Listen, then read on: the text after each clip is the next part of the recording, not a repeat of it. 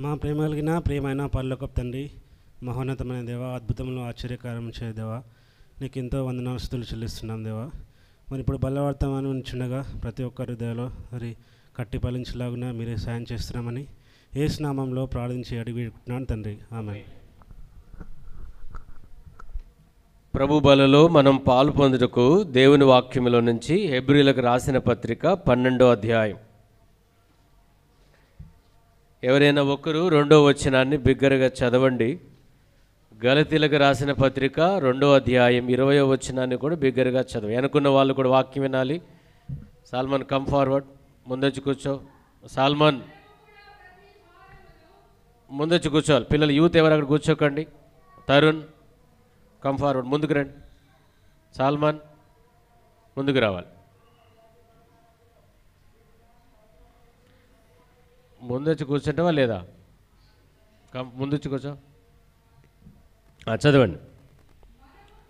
మనము కూడా భారమును విడిచిపెట్టి కర్తయు యేసు వైపు చూచుచు పరిగెత్తుదము ఆనందము కొరకై. ఇక్కడ ఈ లైన్ అండి, ఈ లైన్ చాలండి. ఈ తలంపు సిలువను సహించి. రైట్. గలతీలకు రాసిన పత్రిక 2వ అధ్యాయం 20వ వచనాన్ని ఒకరు చదవండి. నేను క్రీస్తుతో కూడా సిలువేయబడ్డాను. చాలండి. సో క్రైస్తవ జీవితంలో ఈ సిలువ అనే ఈ తలంపు చాలా మూల్యమైంది. ఒక వ్యక్తి బలలో మనం చేయెత్తి ధైర్యంగా పాలు పొందాలి అంటే ఆ వ్యక్తికి సిలువ అనుభవం అనేది అవసరం. ఇంతకుముందు ఆరాధన చేసినాం. ఆ ఆరాధన ప్రభువుకు మనల్ని ఎంతగానో దగ్గర చేస్తుంది. అందుకే ఆరాధించడం అనేది ఈ విశ్వాస జీవితంలో ఒక అమోఘమైన స్థానం. దేవుడు ఏమై ఉన్నాడు, కల్వరి సిలువలో ఆయన చేసిన త్యాగం ఏమై ఉందో, ఎందుకు ఈ విషయాన్ని గుర్తిస్తే ఏ వ్యక్తి ఆరాధించకుండా ఉండలేడు.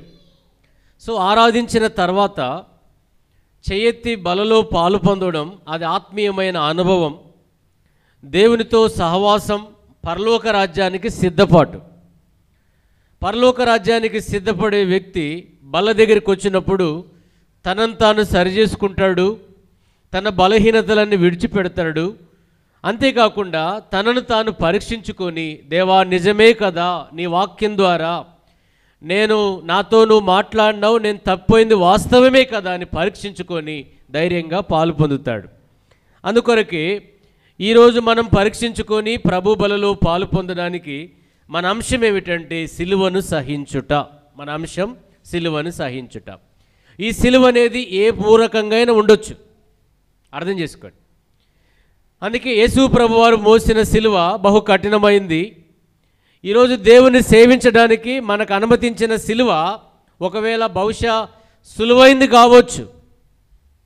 సులువైందైనా సరే, కఠినమైందైనా సరే ప్రతిదినం మనం మోయాలి. లూకాసు వార్త 9వ అధ్యాయం రండి.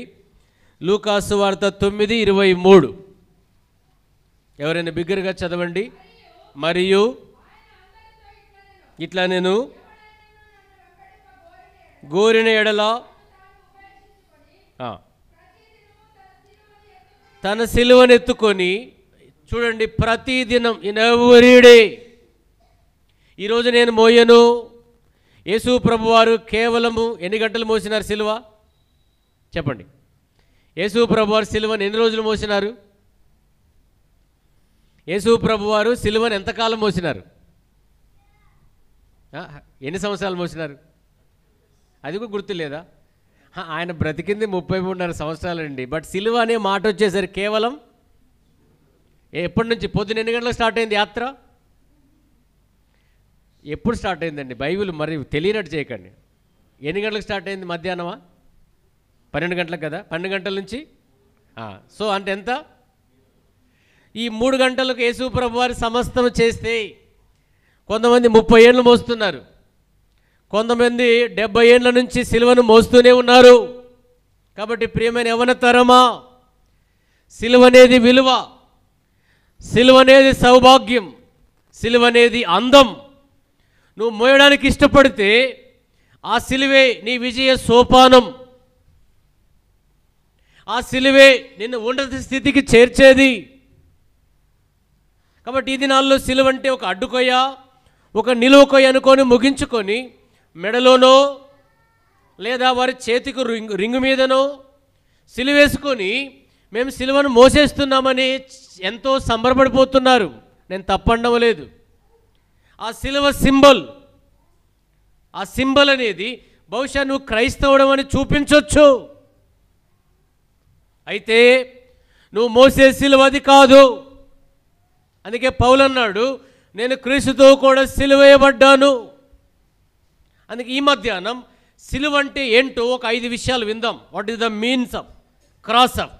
ఏదైతే ఆ క్రాస్ను చూసినారా సిలువ, మనం ఆ కలవరిలోకి వెళ్ళకముందు ఆ విలువైన సిలువ ఏంటో, అసలు విశ్వాసికి దేవుడు అనుమతించే సిలువ ఏంటో ఒక 5 విషయాలు విని మనం బలలో పాలు పొందుదాం. ఈ దినాల్లో సిలువ అంటే ఒక అడ్డుకొయ్య నిలువుకొయ్య అనుకుంటున్నారు. అది నిజమే, కానీ ఆత్మీయంగా మన ఔన్నత్యమైన స్థితికి వచ్చే కొలది సిలువ అంటే ఏంటో దాన్ని మోయడానికి ఇష్టపడదాం, దాన్ని ప్రేమించడానికి ఇష్టపడదాం, ఆ విధంగా బ్రతకడానికి ఇష్టపడదాం. ఇది బలవంతం కాదు. ఒకరిని బలవంతం చేసినారు చూడండి. మార్కు సువార్త 15:21, లూకా సువార్త 23:26. ఈ 2 మాటలు చదవండి, మన తలంపుల్లోకి వెళ్ళం. మార్కు సువార్త 15:21, కురేనీయుడైన పల్లెటూరు నుంచి వచ్చి మార్గమున పోవచ్చుండగా, అర్థమైందండి, అని సిలువ మోయుటకు బలవంతం చేసిరి. క్రీస్తు ప్రేమ నీ రక్షణ కొరకు బలవంతం చేసుండొచ్చు. ఇది జాగ్రత్తగా విను. బహుశా నిన్ను మందిరానికి రమ్మని ఒక దేవుని సేవకుడు బలవంతం చేసుండొచ్చు. దేవుని మార్గములో రా అని ఒకవేళ ఎవరైనా పక్కన నీ సోదరి నిన్ను బలవంతం చేసుండొచ్చు. బట్ సిలువను మోయమని ఈ మధ్యాహ్నం ఎవరిని బలవంతం చేయట్లా. యేసు ప్రభు వారి సిలువ త్యాగం అర్థమైతే, కలవరి సిలువ ప్రేమ అర్థమైతే, దేవుడు నీ కొరకే గొలుగోత కొండపైన ఏరులై ప్రవహింపజేసిన రక్తం అర్థమైతే, లేదా మహిమోన్నతమైన స్థలములో నీ కొరకు సిద్ధపరిచిన పరలోకం అర్థమైతే నిన్నెవ్వరు బలవంతం చేయాల్సిన అవసరంలా. ఉదాహరణకు బైబిల్లో సమరయ స్త్రీ వృత్తాంతం తెలుసు. మొట్టమొదటిగా ఆ స్త్రీతో యేసు ప్రభు వారు మాట్లాడిన తర్వాత ఆమె ఊరిలోకి వెళ్ళింది కుండను వదిలిపెట్టి. ఆమె మాట విని ప్రజలందరూ పరిగెత్తుకొని వచ్చినారు. ఒకవేళ ఆమె బలవంతం చేసి ఉండొచ్చు. రెండయ్యా, నేను చేసినవన్నీ నాతో చెప్పిన ఆ ప్రభుని చూడండి అని ఒకవేళ బలవంతం చేసి ఉండొచ్చు. వచ్చినారు, రుచి చూసినారు, ప్రభు మహత్యాన్ని తెలుసుకున్నారు. అప్పుడు అంటారు కింద, ఇప్పుడు నువ్వు చెప్పిన మాటని బట్టి కాక మా మట్టుకు మేమే. చదవండి, మీకు బైబిల్ చూపిస్తే తప్ప అర్థం కాదు. అందుకొరకు యోహాను సువార్త 4వ అధ్యాయం వాళ్ళు అంటున్నారు చూడండి. వాళ్ళు ఏమన్నారు? త్వరగా యోహాను సువార్త 4వ అధ్యాయము ఎన్నో వచనమండి? 41వ వచనం. త్వరగా. ఆయన మాటలు వినినందున నమ్మి ఆ స్త్రీని చూసి, చాలండి, ఇక మీదట నువ్వు చెప్పిన మాటను బట్టి కాక ఆయన ఎవరో మాకు అర్థమైనాడు. ఎంతకాలం పడుతుంది నీకు అర్థం కావడానికి? సిలువ ప్రేమ అర్థం కావడానికి ఎంతకాలం పడుతుంది? ఇంకెంతమంది యేసు ప్రభువులు చనిపోవాలి? అర్థమైందా? యేసు ప్రభు ప్రేమ అర్థం కావాలంటే మరలా వచ్చి నీ కొరకు ప్రాణం పెట్టమంటావా? లేదా నీ కళ్ళ ముందు గొలుగోత కొండలో కాచిన రక్తం అంతా నీ ముందు కనబడమంటావా? కాబట్టి ప్రియమైన దేవుని సంగమా, యేసు ప్రభు చనిపోయింది నిజం, ఆయన ప్రాణం పెట్టింది నిజం, ఆయన సమాధి గెలిచింది నిజం, ఆయన తిరిగి వచ్చేది నిజం. మరి నేను ఇంకా బలవంత పెట్టబడుతుంది. నీ విశ్వాసం దేని కొరకు? ఆరాధించమని, మందిరానికి రమ్మని, సమయానికి రమ్మని, పాట పాడమని, వాక్యం చెప్పమని, వాయిద్యం నేర్చుకోమని ఇంకా ఎందుకు బలవంత పెట్టవలసి వస్తుంది? అంటే ఇంకో యేసు ప్రభు చనిపోవాలా? కాబట్టి సిలువను ఎరుగుదాం. ఎవరు మనకు చెప్పాల్సిన అవసరంలా. ఆ త్యాగం నాకు అర్థమైంది, ఆయన ప్రేమ నాకు అర్థమైంది, ఆయన చూపిన కార్యమంతా నాకు అర్థమైంది.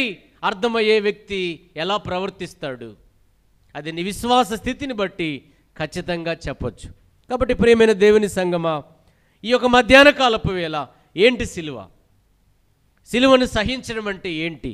ఈ దినాల్లో చాలా కష్టమవుతుంది. జీవితం కష్టమవుతున్న ఈ దినాల్లో సిలువేం కష్టం కాదు. అందుకే సిలువను గురించి 5 విషయాలు చెప్పబడుతున్నాయి. ఏంటి సిలువ? సిలువ అంటే ఏంటో ఒక 5 విషయాలు చూసుకొని త్వరగా మనం ముగించుకుందాం. నెంబర్ 1 రండి, సిలువను గురించి రోమిలకు రాసిన పత్రిక 6వ అధ్యాయం 6వ వచనం. ఇది మొదటి మాట. 5 విషయాలు చూద్దామండి. సిలువ అంటే ఏంటి అర్థమైందండి? మనము గుడ్ ఫ్రైడే రోజు చాలామంది ఏం మోస్తారు? సిలువను మోస్తారు. ఒక కట్టె సిలువను మోసుకొని ఈ దినాల్లో చాలామంది మెడల్లో లేదా చేతుల మీద సిలువలు ఉన్నాయి. కొంతమంది లేకపోతే ఆ టాటూస్ వేసుకున్నారు, సిలువను వేసుకున్నారు. తప్పు కాదు, మంచిదే, మంచిదే. అయితే నిజమైన సిలువ నీ అంతరంగంలో కలిగుండు. అర్థమైందా? నిజమైన సిలువ నీ అంతరంగంలో కలిగుండు. ఆ అంతరంగంలో కలిగుండే 5 సిలువల గురించి ఈరోజు విందామా? రండి. ఏమనగా, మనమికను పాపమునకు దాసులు కాకుండానట్లు, పాప శరీరము నిరర్ధకమగునట్లు మన ప్రాచీన స్వభావము. సో సిలువ అంటే మొదటి మాట మన ప్రాచీన స్వభావము ఆయనతో కూడా ఇదండి, ప్రాచీన స్వభావం చచ్చిపోవడం. సిలువ అంటే ఇది మొదటి అర్థం, ప్రాచీన స్వభావం చచ్చిపోవడం. అర్థమైందండి? ప్రాచీన స్వభావం అంటే ఇంతకుముందు ఆరాధన వర్తమానంలో విన్నాం. ఏమని విన్నాం? మా ప్రాచీన పురుషుడు అండి, మా ప్రాచీన పురుషుడు కృషించుచున్నాడు, దినదినం నూతన పురుషుడు నూతనపరచబడుచున్నాడు. అంటే ఒక వ్యక్తి క్రీస్తులోకి వచ్చిన తర్వాత ఆ ప్రాచీన స్వభావం అనేది చచ్చిపోవాలి, ఆ పాత పురుషుడు అనేవాడు చచ్చిపోవాలి. ఈ దినాలు ఏమవుతున్నారు అంటే, రక్షించబడ్డ తర్వాత బ్యాప్టిజంలో పాలు పొందిన తర్వాత మరలా బతుకుతున్నాడు. ఆ ప్రాచీన స్వభావం అని మరలా బ్రతుకుతుంది. అంటే నీ పాత పురుషుడు చచ్చిపోలేదా? ఇశ్రాయేలు ప్రజలకు ఐగుప్తును వదిలిపెట్టిన తర్వాత మరలా ఎందుకు గుర్తుకొచ్చింది? ఏమన్నారండి? మాకు అరణ్యములో లేదా ఐగుప్తులో తిన్నా, చెప్పండి, ఏమేమి గుర్తుకొస్తున్నాయి? కూరగాయలు, కీరకాయలు, ఉల్లిగడ్డలు. అంటే కానాన్లో లేవా? చెప్పండి, కానాన్లో ఉల్లిగడ్డలు లేవా? తెల్లగడ్డలు లేవా? తెల్లగడ్డలు అంటే ఏంటి? ఏమేమి తెల్లగడ్డ అక్కడ ఏమేమి ఉన్నాయండి? ఏమేమి ఉన్నాయి? కూరగాయలు, ఆకుకూరలు. లేని కూడా చెప్పకండి, ఉన్నాయి చెప్పండి. తెల్లగడ్డలు అంటే బహుశా ముల్లంగి అనుకుంటా. తెల్లగడ్డలు అంటే ముల్లంగేమో, లేకపోతే ఇంకేమన్నా ఉన్నాయేమో.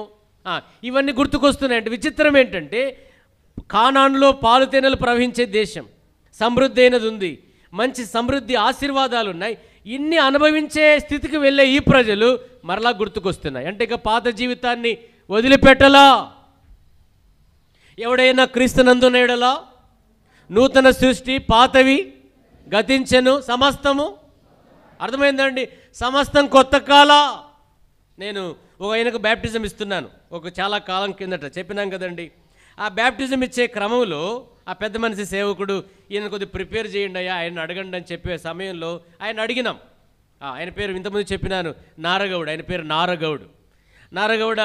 నారగౌడ ఇది పోయిందా అన్నాను. ఇది పోయిందంటే, సార్ ఏం మాట్లాడుతున్నావు సార్? పండగ రోజు. పండగ అంటే ఏం పండగ అండి? బ్యాప్టిజం అనేది పండగ. ఒక విశ్వాసికి నిజమైన పండగలు 2. మళ్ళీ చెప్తాను, 2. ఇంకోటి మూడోది మనం చూడం. ఒకటి బ్యాప్టిజం, రెండోది పెండ్లి, మూడోది ఇంకా దాని గురించి ఇప్పుడు చెప్తాను. అర్థమైందా అండి? అది మనం చూడం. ఫస్ట్ పండగ ఏంటి? బ్యాప్టిజం. చాలా విలువైందండి. అందుకే ఎంత అద్భుతమైన దినం. పావురాలు దిగొచ్చినాయి పైనుంచి, మరి మనకేం దిగొస్తాయో తెలియదు కానీ. ఒకటి, రెండోది పెండ్లి. క్రీస్తులో ఒక విశ్వాసి రక్షించబడ్డ ఒక అబ్బాయి, రక్షించబడ్డ అమ్మాయి, ఇద్దరు సంఘం ముందు సేవకులుగా ప్రమాణం చేపించి పెళ్లి చేయడం అమోఘం. అందుకే వివాహ దినమున కిరీటం ధరించిన సొలొమోను రాజును చూడండి, ఎంత అద్భుతమండి. ఆ తర్వాత మూడోది, ఇది ఇంకా చాలా క్రెడిట్ చెప్పాలంటే, దట్ ఈజ్ ఎ ప్రమోషన్. చావనేదేంటి? ప్రమోషన్, దాన్ని మనం చూడం కానీ అందరూ చూస్తారు. అప్పుడు అడిగినాను, నారగౌడ ఇది పోయిందంటే ఏం మాట్లాడుతున్నావు సార్ అన్నాడు. తర్వాత ఇది పోయిందంటే ఇంకా నువ్వు ఎన్ని గుర్తు చేస్తున్నావు సార్ అన్నాడు. ఇంత అయిపోయిన తర్వాత అంకుల్ ఈయనకు బ్యాప్టిజం ఏంటని మేము తీసుకెళ్ళి లోపలికి వెళ్ళిన తర్వాత ఆయన ధోతి అంటే తెలుసా? ధోతి అంటే ఏంటండి? పంచలో నుంచి బీడీ గట్ట కొట్టుకుపోయింది, నీళ్ళన్నీ బీడీలే. మీకు అర్థమైందండి? బ్యాప్టిజం ట్యాంక్ మొత్తం బీడీలే. ఒక బుట్ట తీసుకొచ్చి, ఎదురు బుట్ట ఉంటుంది కదా, బుట్ట తీసుకొచ్చి నింపితే ఆ బుట్ట నిండా బీడీలే. అప్పుడు నేను అడిగినాను, అంత అయిపోయింది సార్, ఇచ్చినాం అయిపోయిందిలే కానీ ఏం నారగౌడ ఇట్లా మాట్లాడుతావంటే, ఏమి లేదు సార్ మర్చిపోయాను అనుకున్నా, వదిలిపెట్టిన అనుకున్నా సార్, అది లోపల ఉంది పడేసిన అనుకున్నా. అయితే ఒక్కటి ఆలోచన వచ్చింది సార్, ఏంటంటే నీళ్ళలో దిగిన తర్వాత ఒకసారి ప్రాణం చల్లగైతే గరంగా ఒక్కటి కొడదాం అనుకున్నా సార్ అన్నట్ట. మీకు అర్థమైందా? పాపం మళ్ళీ మానిండో లేదో నాకు తెలియదు కానీ నేను ఎందుకు చెప్తున్నాను విషయం అంటే, ప్రాచీన స్వభావం చచ్చిపోవాలి. ఇంతకుముందు ఒకరిని కొడుతుంటేని నీళ్ళలో ముంచినాను, కొట్టడానికి మనసు రావట్లా. ఇంతకుముందు ఒకరిని దూషిస్తుంటేని నా నాలుకకు సిలివేసినాను, ఇప్పుడు ఇతరులను దూషణ మాట్లాడవులా. ఇంతకుముందు చెడు వింటుంటేని నా చెవును కూడా ముంచేసినాను. ఎంత అద్భుతం! బ్యాప్టిజం పొందకపోతే సోదరుడా పొందు, రేపు నీది కాదు. నేను ఈ మధ్యకాలంలో చూసినాను, ఒక జైల్లో ఒక దొంగకు ఒక వ్యక్తికి, అది దొంగలో మంచంలో కానీ ఆయన జైల్లోనే ఒక డబ్బాలో బ్యాప్టిజం ఇస్తున్నారు. రేపు నీది కాదు, please I humble request, don't waste your time my young man ఎంగల్. రేపు నీది కాదు, డిలే చేయకు. కాబట్టి ఎందుకు చెప్తున్నాను ఈ విషయం అంటే, మొదటిగా మన ప్రాచీన స్వభావం, పాత పురుషుడు చచ్చిపోవాలి, అదే సిలువ. ఇంకా పని చేస్తున్నాడంటే ఏదో తేడా ఉంది సుమా. చాలామంది అంటారు, బ్రదర్ తల చచ్చింది కానీ ఏం చావలేదు, తోక చావలేదు. తోకే పాడు చేసిందండి, లంకకు తగలబెట్టింది ఏంది? మీకు అర్థమైందా? లంకను తగలబెట్టింది ఏంటి? మరి ఆ తోకే చెడ్డది. ఎంత చిన్నపాటి చేదు పదార్థాలు పాడు చేస్తుంది. ఎంత చిన్న తోడు కేజీ పాలను ఏం చేస్తుంది? తోడు అంటే తెలుసు కదా, తోడు అంటే ఏంటి? ఆ పులిసిన ఆ పెరుగు ఎంత పెద్ద పాలను వేసి గట్టిగా చేసేస్తుంది. చిన్నది ఏదైనా ఉందా? ఈ మధ్యాహ్నం ఇక్కడి నుంచి వదిలేసి వెళ్దాం.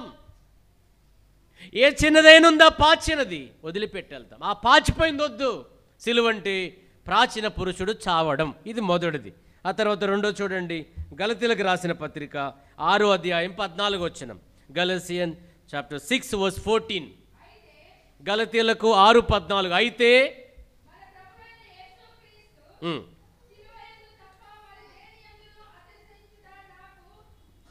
దూరమవును గాక దానివలన లోకమును. సో అర్థం చేసుకోండి, సిలువంటే లోకాన్ని ద్వేషించడం లేదా లోకాన్ని వదిలిపెట్టడం. అందుకే పౌలు అంటున్నారు, నేను సిలువేయబడ్డాను, లోకానికి నాకు లోకం ఏమైంది? దూరం అయిపోయింది. లోకం అంటుంది వీనితో పని లేదంటుంది. నా మనసు అంటుంది లోకంతో చెప్పదా? నీతో ఆ లోకం అంటుందా వీడు మనవాడు కాదు? అర్థమైంది? వీడు మనవాడు కాదు అని లోకం అంటుందా? అనదు. ఎందుకంటే వీడు మనవాడే. వీడు చర్చిలో ఏంటి? చర్చిలో నతానియల్, మళ్ళీ బయటకు వచ్చేసరికి నరసింహ. అర్థమైందండి? చర్చిలో పాల్, బయటకు వస్తే గోపాల్.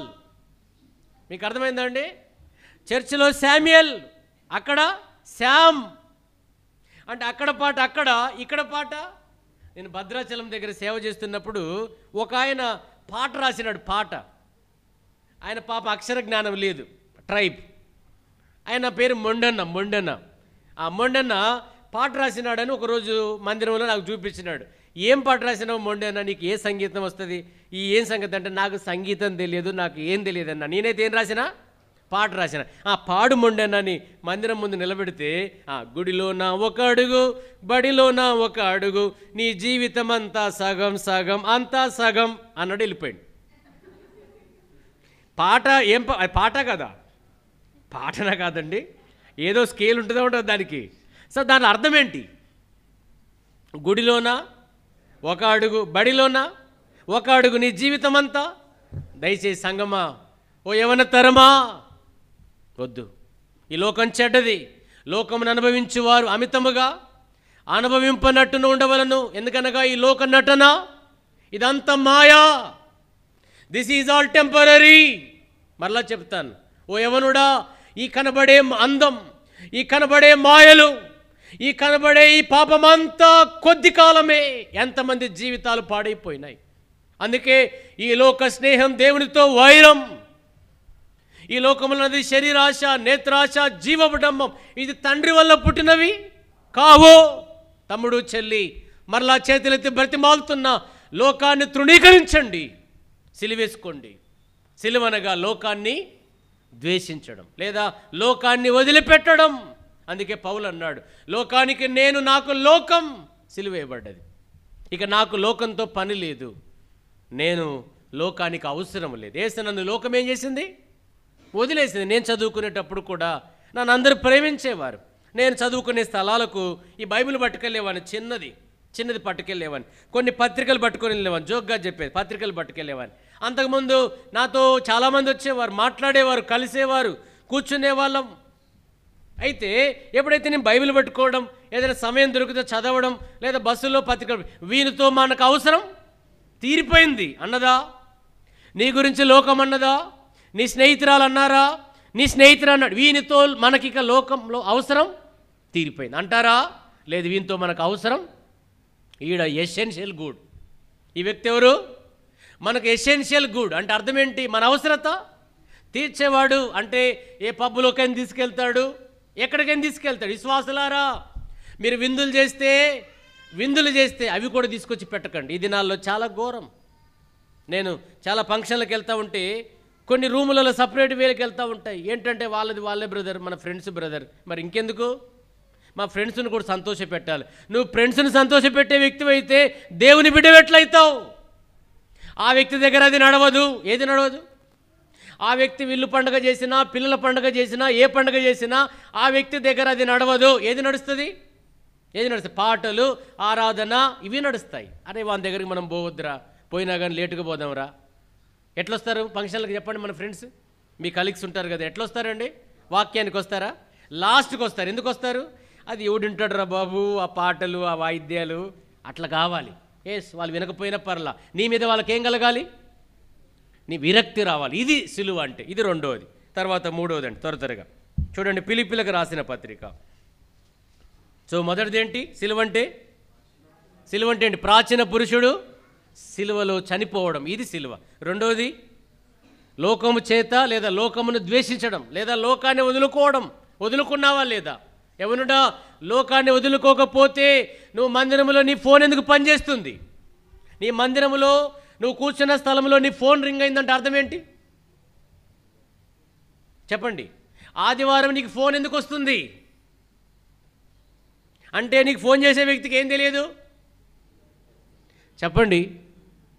ఆదివారము నీకు ఫోన్ వస్తుందంటే నీకు ఫోన్ చేసే వ్యక్తికి ఏం తెలియదు? నువ్వు చర్చికి వెళ్తావు అంటే ఇప్పుడు ఈ స్పామ్ కాళ్ళు వస్తాయి, తర్వాత ఈ రియల్ ఎస్టేట్ వాళ్ళు వస్తాయి, అవి వదిలేయండి కానీ సో జనరల్గా ఒక వ్యక్తి ఒక పేరుతో వస్తుందంటే ఆ వ్యక్తికి నువ్వు తెలియదు నువ్వు చర్చిలో ఉంటావని. అంటే నువ్వు చర్చికి వెళ్తావని చెప్పలేదా? నువ్వు దేవుని బిడ్డవని తెలియదా? మరి ఇక్కడ అబద్ధం ఆడే నీవు పరలోకంలో దేవుడు ఎట్లా ఒప్పుకుంటాడు? అక్కడ కూడా దేవుడు సిగ్గుపడ్డా? నువ్వు పనిచేసే నీ ఐటీ కంపెనీలో నువ్వు క్రైస్తవుడు అని తెలుసా? నువ్వు పనిచేసే నీ ఉద్యోగ స్థలంలో నీ అపార్ట్మెంట్లో నువ్వు క్రైస్తవుడు అని తెలుసా? ఈ మధ్యకాలం ఒక మినిస్టర్ క్వార్టర్స్కి వెళ్ళినా నేను. అక్కడ ముందు ఎలాగని ప్రైజ్ ద లార్డ్ అని రాసినారు.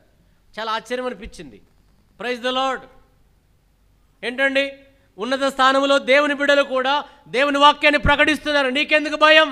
నువ్వు వాసావిలో ఉన్నావా, మై హోమ్లో ఉన్నావా, అపర్ణాలో ఉన్నావా, ఇంకెక్కడ, వేరెవర్ యూ, ఎక్కడైనా యూ లివింగ్, ఎక్కడైనా ఉండు, నువ్వు దేవుని బిడ్డవని తెలుసా? పోనీ లోకం ద్వేషించని, త్రోసివేయని, అరణ్యంలో శిబిరం వెలుపలుందాం, బట్ దేవుని బిడ్డలవని లోకానికి తెలియాలి. ఇది రెండోది. తర్వాత మూడోది చూడండి, ఫిలిప్పీ 2:8. మరియు కనబడి మరణం పొందినంతగా, అనగా సిలువ మరణం పొందినంతగా విధేయత. చాలు. సిలువ అంటే ఏంటండి? విధేయత, ఒబీడియన్స్. చెప్పండి, మొట్టమొదటిగా దేనికి విధేయత చూపాలి? దేవుని వాక్యానికి, అనగా దేవునికి విధేయత చూపాలి. రెండవది బైబిల్ చెప్తుంది, నీ తల్లిదండ్రులకు తల్లి మాట విననొల్లని వాని కన్ను. చెప్పండి, లోయకాకులు. లోయకాకులు అంటే పక్షిరాజు తినును, తండ్రిని అపవసించి తల్లి మాట విననొల్లని, తల్లిని అపవసించి తండ్రి మాట విననొల్లని వాని కన్ను. అర్థమైందండి? లోయకాకులు బీకుతాయి. ఇది నాలో ఎక్కడ కూడా పేరెంట్కి లోపడ్డంలా. పిల్లలు నీకేం తెలుసులే, నీకేం తెలుసులే, పిల్లలు అంటున్నారు నీకేం తెలుసులే, వాళ్ళకి తెలియందే భూమి మీదకి వచ్చినావా, వాళ్ళకి తెలియందే భూమి మీద నిన్ను కన్నారా. జాగ్రత్త, తల్లిదండ్రుల మాటకు విధేయత చూపు. తర్వాత భార్య భర్తకు. చెప్పండి, భార్య భర్తకు, భర్తకు భార్య విధేయత చూపాలి. ఎక్కడ చూపుతున్నావు? చెప్పండి, సమస్యలు ఎక్కడొస్తాయి?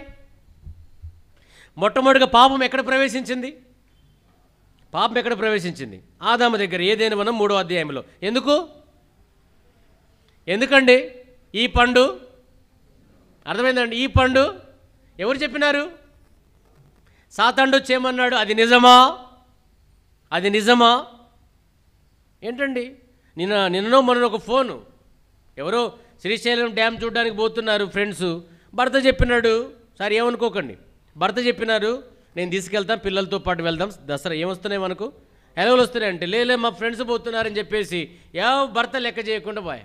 భర్త పాప కింద పడి మీద పడి ఒక 12 గంటల దాకా బస్సు వస్తూనే ఉందంట. ఏం చెప్పాలి ఈ అనాశ కాలానికి, వినాశ బుద్ధులు? ఏం లోకం ఇది? ఎటు వెళ్తుంది లోకం? పిల్లలు వదిలిపెట్టి ఎవరో ఫ్రెండ్స్తో ఎక్కడికో పోవాలి. ఏముంటాయి నీళ్ళ దగ్గర? మనం చూడండి, నీళ్ళు ఏమున్నాయి? మనం చూడండి నీళ్ళు ఎక్కడున్నాయి? మనం చూడండి సరస్సులు ఏంటిది? ఎక్కడ బాక్రానంగలు చూసిన వాళ్ళం మనం. ఎక్కడ నాగార్జున సాగరు, ఎక్కడ నిజాం సాగరు, ఎన్ని సాగర్లు, అన్ని హుస్సేన్ సాగర్లు, మనం చూడని సాగర్లా. జాగ్రత్త, విధేయత గొప్పది. విధేయతే యేసు ప్రభుని సింహాసనం మీద కూర్చోబెట్టింది. విధేయతే. పౌలు ఈరోజు కొత్త నిబంధనకి ఇంత అందం ఉందంటే ఏమన్నాడు? ఆకాశమందు కలిగిన దర్శనానికి ఏమన్నాడు? నేను అవిధేయుని గాక విధేయత చూపుతా. ఓ యవన సహోదరి, యవన సహోదరుడా, నీ భర్తకు ఖచ్చితంగా నువ్వు విధేయత చూపాల్సిందే. నీకు ఆయన శిరస్సు, మారు మాట లేదు, అన్కండిషనలీ. యేసు ఇంకా లేదు, ఇంప్లిసిటీ ఒబీడియన్స్, తిరుగులేదంతే. భర్త శిరస్సు అంతే. నువ్వు ఢిల్లీకి రాని కావచ్చు, అర్థమైందా? నువ్వు ఆయన కంటే ఎక్కువ చదువుకోవచ్చు, లేదా నీ స్టాండర్డ్ వెనకాల నీ అత్తమామల్ని తల్లిదండ్రులు మంచి ఉన్న స్థితిలో ఉండొచ్చు, ఆయన మామూలు బ్యాక్గ్రౌండ్ నుంచి రావచ్చు, ఆయన శాలరీ నీకంటే తక్కువ ఉండొచ్చు, ఆయన కంటే నీ యొక్క చదువు ఒక డిగ్రీ తక్కువ ఉండొచ్చు. అంత మాత్రాన నువ్వేమీ గొప్ప కాదు. స్త్రీ కొరకు పురుషుడు కాదు, పురుషుని కొరకు, పురుషునిలో నుండి, దయచేసి తక్కువగా భావించకండి, పురుషునిలో నుండి స్త్రీ. విధేయత గొప్పది. ఈ దినాల్లో దేవుని వాక్యానికి విధేయత చూపట్ల, దేవుని సంఘములో దేవుని కాపరికి విధేయత చూపట్ల. జాగ్రత్త, నష్టపోతావు సుమా. ఇప్పటికి నష్టపోయింది చాలు, ఇప్పటికే జీవితాన్ని పాడు చేసుకుంది చాలు. యవన సోదరుడా, దేవుడు నీతో మాట్లాడినప్పుడు వెంటనే లోబడు. సమూయేలు అన్నాడు, నీ దాసుడు, చెప్పండి, నీ దాసుడు ఆలకించుచున్నాడు, ఆజ్ఞ నిమ్ము. ఒకసారి అయిపోయింది, రెండోసారి అయిపోయింది, మూడోసారి అయిపోయింది, నాలుగోసారి దేవుని దగ్గరికి వెళ్ళినాడు. 3 సార్లు దేవుడు కాదనుకున్నాడు, ఏలి అనుకున్నాడు. అప్పుడు సమూయేలుతో దేవుని మాట లోకం గింగురమనేటట్టు మాట్లాడినాడు. ఓ సహోదరుడా, ఓ చిన్న బిడ్డ, దేవుని స్వరాన్ని విను. ఉదయాన్నే లేచి వాక్యాన్ని చదువు, దేవుని మాటలు విను.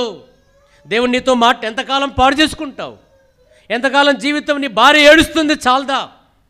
నీ పిల్లలు ఏడుస్తున్నారు చాలదా?